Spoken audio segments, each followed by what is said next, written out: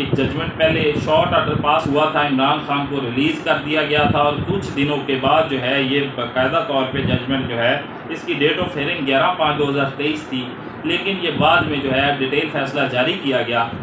ये तकरीबन 22 सफ़ात पर मुश्तमिल है, जिसमें डिग्निटी ऑफ द कोर्ट और इसके साथ साथ कुछ आर्टिकल्स जो हैं बेसिक फंडामेंटल राइट्स हैं जो हर पाकिस्तानी शहरी को हासिल हैं, उनके हवाले से भी डिस्कशन की गई और कोर्ट की ऑनर के हवाले से, कोर्ट की डिग्निटी के हवाले से भी कुछ चीज़ें डिस्कस की गई और प्रीवियस कुछ जजमेंट्स का भी इसमें जिक्र किया गया। ये तकरीबन 22 सफ़ात पर मुश्तमिल है, जो कि against the judgment dated 9/5/2023 passed by the Islamabad high court in criminal miscellaneous number 272B/2023 इस ऑर्डर के अगेंस्ट की गई थी। ये एप्लीकेंट जो थे वो इमरान खान साहब थे through special attorney in the matter of arrest of the petitioner from the premises of Islamabad high court.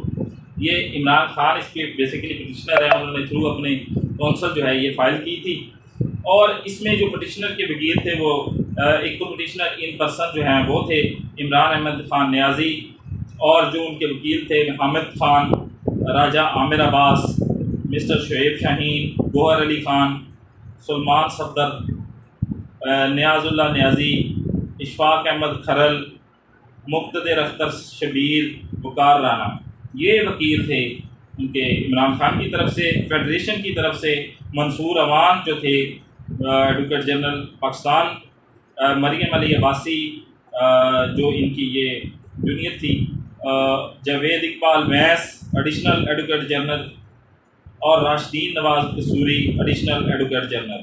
नैब की तरफ से असगर हैदर पीजे नैब थे, मुजफ्फर जो डीजीपी, राफ़े मकसूद जो हैं ये स्पेशल प्रोसिक्यूटर और इस इस्लामाबाद की तरफ से आईसीटी की तरफ से जो Jahangir Khan Jadoon advocate general, Akbar Nasir Khan IGP. Date of hearing इसकी 11/5/23 थी, क्योंकि ये 9/5 जो सान या 9 मई जिसको आपको अब हिफ्ज़ हो चुका होगा, सान या 9 मई जो वाक़या हुआ था उसके आर्डर के अगेंस्ट जो है ये जजमेंट पास की गई। ये तकरीबन 22 सफ़ात पर मुश्तमिल है। कुछ चीज़ें शॉर्ट टर्म में डिस्कस करेंगे, चूँकि 22 सफ़ात पे हम डिस्कस करना जो है वो बड़ा ही लेंथी प्रोसेस हो जाएगा। उमर अता बदयाल साहब जो हैं वो लिखते हैं, the present criminal petition has been filed before the court by the Imran Khan, chairman of Pakistan Tehreek Insaf, petitioner against the judgment of the Islamabad high court dated 9/5/23 wherein his arrest from the premises of the High Court was declared to be not per se illegal। Islamabad ने ये करार दिया कि जो उनको arrest किया गया है वो ठीक किया गया है, लेकिन जो अरेस्ट करने का तरीका है वो ठीक नहीं था। इस्लामाबाद हाई कोर्ट के चीफ जस्टिस जो थे उन्होंने ये करार दिया। उस फैसले के अगेंस्ट जो हैं ये सुप्रीम कोर्ट में गए थे। फैक्चुअल बैकग्राउंड इन्होंने थोड़े से डिस्कस किए हैं कि ये एक इंक्वायरी इनिशिएटेड हुई और उसमें जो है action taken by the NAB against him and apprehending his arrest. उन्होंने जो है वो अरेस्ट करवाया। The petitioner approach high court 9/5/23 to file a pre arrest bail application in AQT case.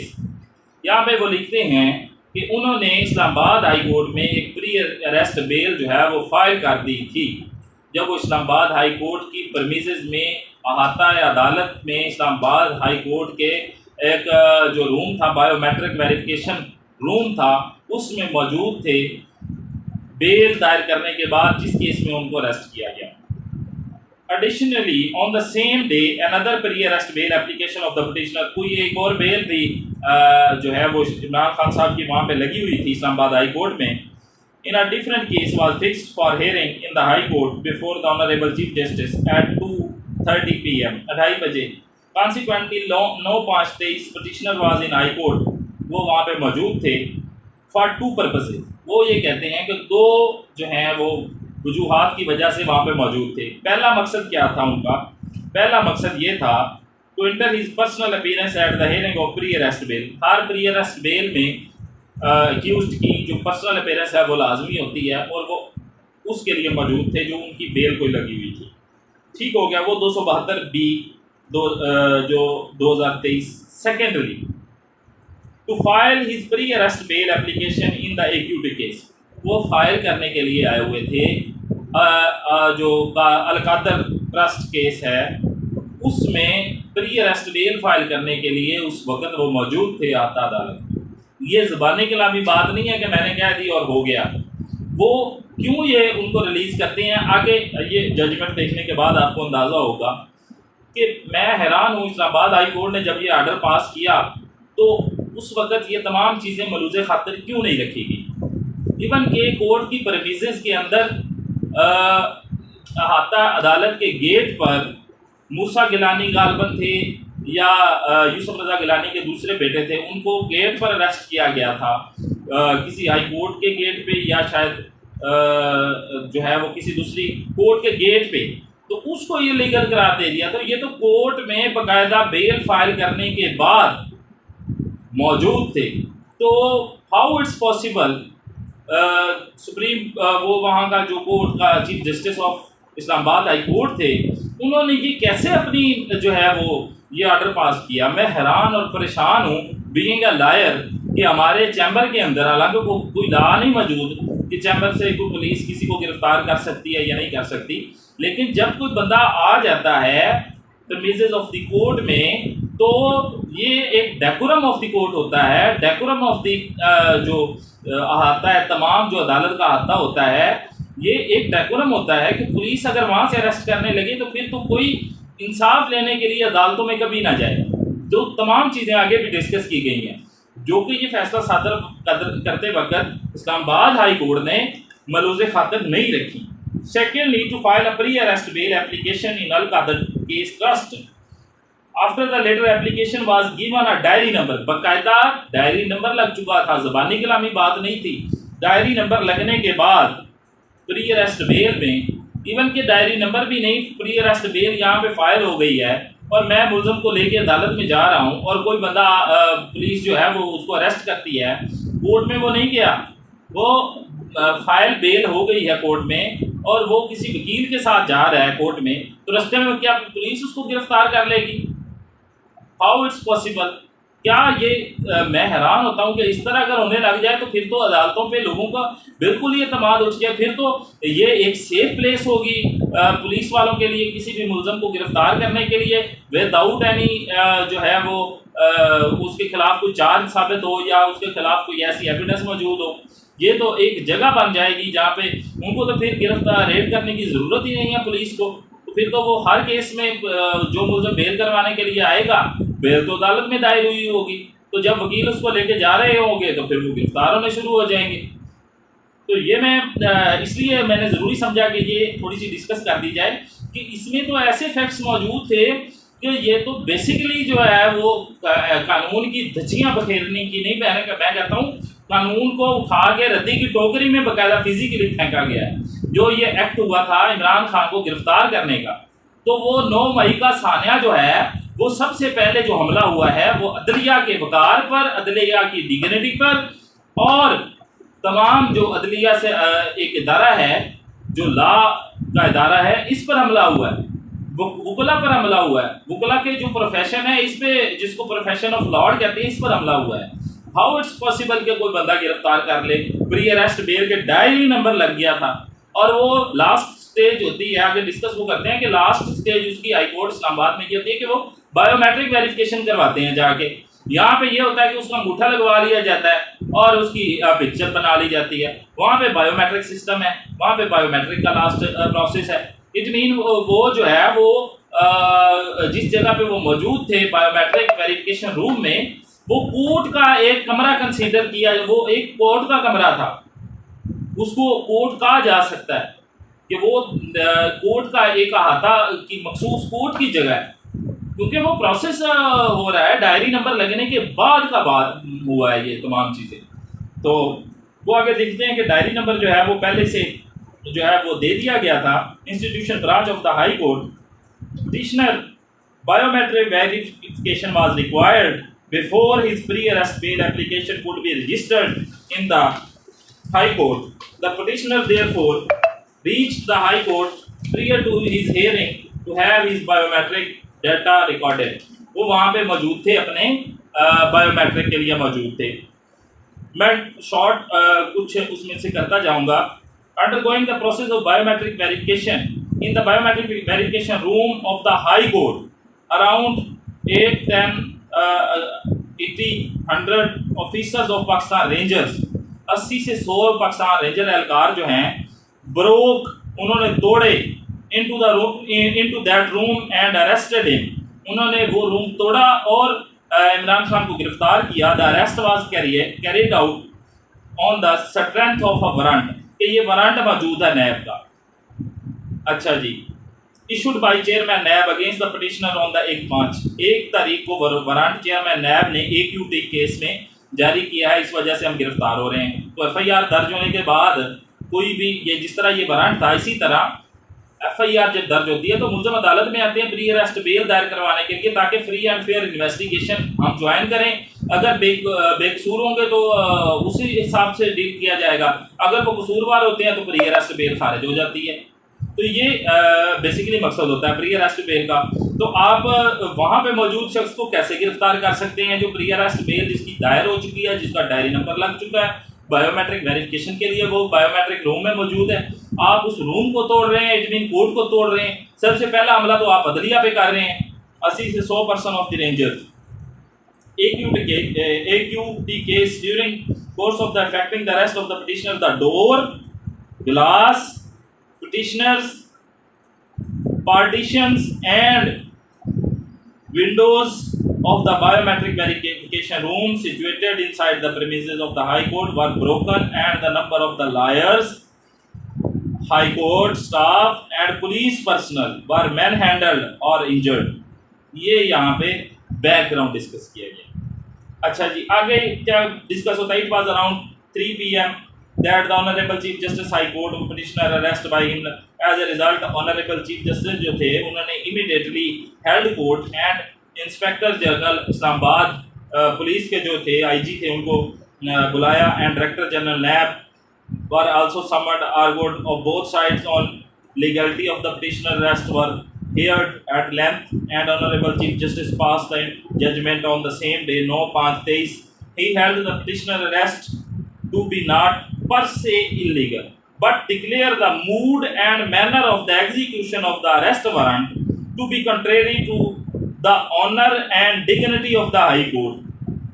ये वो कह रहे हैं कि जो वारंट की एग्जीक्यूशन हुई है, वारंट पर उनको गिरफ्तार किया गया है, वो ठीक किया गया है, बिल्कुल ठीक किया गया है। लेकिन जो तोड़े गए हैं, गिलास तोड़े गए हैं, जो शीशा तोड़ा गया है, और ये जो इस तरह से किया गया है, ये हमारी जो है वो कोर्ट की ऑनर और डिग्निटी जो है उसके अगेंस्ट है। ठीक हो गया जी।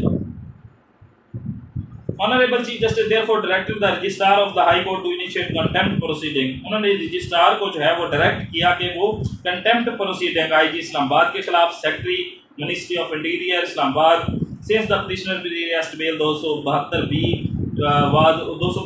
में वो वहाँ मौजूद थे, तो वहाँ पर इन्होंने ये सारा कुछ किया, इसलिए इनके खिलाफ ये कंटेम्प्ट ऑफ कोर्ट की कार्रवाई की जाए कि हमारी तौहीन हो गई है। हमारी तौहीन के साथ साथ आगे सुप्रीम कोर्ट क्या कहती है वो चीज़ें हम डिस्कस करने वाली हैं। आगे मैं उसको शॉर्टली जो है वो सबमिशन ऑफ द काउंसिल पे जाता हूँ। इसका पेज नंबर 4 है। Arrest of the petitioner, line 2, arrest of the petitioner from the premises of the high court was illegal, violated his fundamental right under article 9, article 10A of the Constitution of Islamic Republic of Pakistan 1973 to assess justice and due process। Moreover, it was an attack on the dignity, sanctity and safety of the High Court। ये attack किया गया है कहाँ पे? High court पे। ये पहला हमला अदलिया पर हुआ है। अदलिया पर हमला कौन कर रहे हैं? 80 से 100 एहलकार रेंजर के, वो हमला कर रहे हैं अदलिया के वकार पर, अदलिया की ऑनर पर, अदलिया की डिग्निटी पर हमला किया है, जो उन्होंने इस तरह से अरेस्ट किया है। और फंडामेंटल जो राइट्स थे इमरान खान साहब के 9 और 10A के, वो इंसाफ के लिए जो है उनको सेफ्टी प्रोवाइड की जाए, और access to justice and due process, जो इंसाफ की फराहमी तक पहुंचने का जो है वो उनमें रुकावट डाली गई है, क्योंकि ये बेसिक कॉन्स्टिट्यूशनल जो कि हर पाकिस्तानी शहरी के राइट हैं, इनको वायलेट किया गया है। They therefore sought direction to effect the petitioner arrest and declare illegal and released from custody forthwith. उन्होंने उसकी जो थी गिरफ्तारी वो इलीगल करार दी, क्योंकि ये उसकी आर्टिकल 9 और आर्टिकल 10A की खिलाफ वर्जी हुई थी और उसकी प्री अरेस्ट बेल दायर हो चुकी थी और डायरी नंबर लग चुका था और कोर्ट पर भी हमला हुआ था। तो इसलिए उन्होंने जो है वो ये उनको जो ऑर्डर था वो ऑर्डर को कैंसिल कर दिया हाई कोर्ट के, और उनको जो है वो क्या नाम है जो अरेस्ट वो हुए हैं उसको इलीगल एंड अनलॉफुल डिक्लेयर कर दिया। 6 नंबर लाइन जो है उसकी लाइन जो है 4 वो ये कहती है court high court but regretted the damage that had occurred in the high court due to the execution of said arrest। ये कौन कहता है? अटॉर्नी जनरल ऑफ पाकिस्तान कहते हैं कि ये हम शर्मिंदा हैं, रिग्रेटेड हैं, जो डैमेज हुआ है या जो occurred in the high court जो कुछ हुआ है ये वारंट को एग्जीक्यूट करवाते हुए इस पे हम शर्मिंदा हैं। ये अटॉर्नी जनरल ऑफ पाकिस्तान जो है ये कोर्ट में कह रहे हैं। The learned attorney general also inform that an accountability court had granted 8 दिनों का उन्होंने जो है वो रिमांड भी आगे फिजिकल दे दिया। इतनी वो चालाकी दिखाई गई, हालांकि 24 घंटे के जो है वो अंदर पेश करना होता है और बाज़ औक़ात जो है वो उनकी गिरफ्तारी लोगों की नहीं डाली जाती और 10-10 दिन उनको जो है वो रखा जाता है। वो हमें पता है वो किस तरह रखा जाता है। लर्नर काउंसिल फॉर द नैब, अच्छा जी नैब का वकील क्या कहता है? कोर्ट सुप्रीम कोर्ट में अपना मौक़िफ़ क्या लेता है? वो कहते हैं जी हमने तो जो चेयरमैन नैब थे उन्होंने अरेस्ट वारंट जो है वो निकाला है 1/5/23 को। चेयरमैन नैब ने आफ्टर द इंक्वायरी करने के बाद 2-3 दिन के अंदर उन्होंने अपनी इंक्वायरी फाइनलाइज कर दी। एक्यूटी केस में against the petitioner converted into investigation, और जो थी इंक्वायरी वो इन्वेस्टिगेशन में चेंज कर दी 28/4/23 को। That one call of notice 2-3/23 8/5/23 को नोटिस दिए गए। अच्छा वो कहते हैं कि जी रोड द मिनिस्ट्री ऑफ इंटीरियर, उन्होंने जो है वो क्या किया है चेयरमैन नैब ने मिनिस्ट्री ऑफ इंटीरियर को रिक्वेस्ट की कि इम्प्लीमेंट किया जाए जो अरेस्ट वारंट हमने 1/5/23 को जारी किया है। चेयरमैन नैब साहब जो हैं वो राना सनाउल्लाह साहब जो कि इंटीरियर मिनिस्टर हैं उनको रिक्वेस्ट करते हैं थ्रू प्रॉपर जो भी उनकी लेटर लिखा होगा या जिस तरह भी कि ये जो मैंने वारंट जारी कर दिया है इसमें ये वारंट एग्जीक्यूट करवाया जाए। तो कितनी इन्वेस्टिगेशंस में या कितने वारंट्स में इंटीरियर मिनिस्ट्री को लिखा जाता है, कितने जो असल मुल्ज़मान थे जिन्होंने करप्शन की लूटमार की या नैब में मुलव्वस हैं, कितनों के अरेस्ट वारंट का डायरेक्टली इंटीरियर मिनिस्टर को लिखा जाता है कि आप ये वारंट एग्जीक्यूट कराएं, चाहे आपको 80-100 रेंजर का एहलकार अरेंज करना पड़े, कमांडो करना पड़े, चाहे आपको जो है वो जिस तरह भी करना पड़े ये एग्जीक्यूट करवाएं, और इवन के वो बेल हाई कोर्ट में मौजूद हो तब भी करवाएं, और इवन के वो बेल ले चुका हो तब भी करवाएं। तो ये बेसिकली जो है ये राना सनाउल्लाह साहब की, ये डायरेक्टली राना सनाउल्लाह साहब ने जो कुछ किया है उन्होंने किया है, नैब वालों ने कुछ नहीं किया। बेसिकली नैब का वकील सुप्रीम कोर्ट में ये कहता है। ठीक हो गया जी।